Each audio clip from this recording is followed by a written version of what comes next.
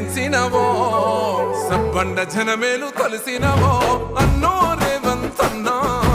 అందరి మనసులు గెలిసినవో అన్నో రేవంత్ అన్నా